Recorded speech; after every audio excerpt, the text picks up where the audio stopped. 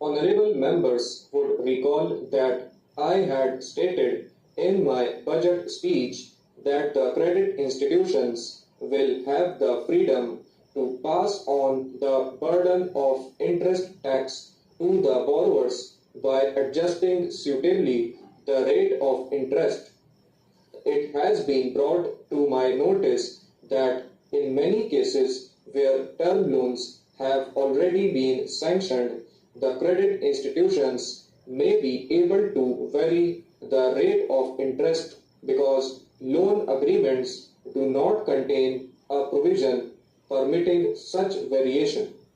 I propose to move an amendment to the bill to provide overriding legal authority to the institutions to vary the rate of interest if they so desire in order to pass on the burden of interest tax to the borrowers.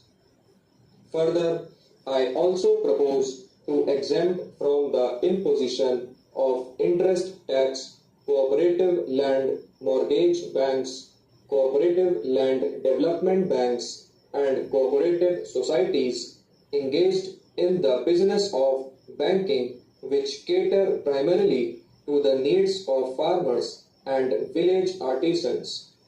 My proposal to extend the coverage of the expenditure tax to the expenditure incurred in restaurants providing superior facilities like air conditioning has been generally welcomed because these restaurants are patronized by the affluent sections of the society. It has, however, been pointed out that the criteria for identification of restaurants expenditure in which would come within the purview of the proposed tax is cumbersome in the form in which it is contained in the bill. I therefore propose to modify it and adopt a single criterion which will be that the restaurant is air conditioned. I will be moving necessary amendment to the bill for this purpose. I propose to make some modifications to the proposals in the bill relating to deduction of tax at source from certain payments. The requirement to deduct tax from interest on bank deposits will apply only to interest on term deposits other than recurring deposits.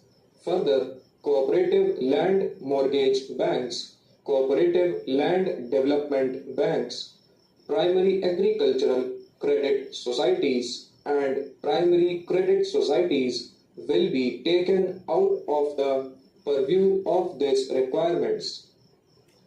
We would thus exclude from the ambit of tax deduction at source most of the depositors from rural areas.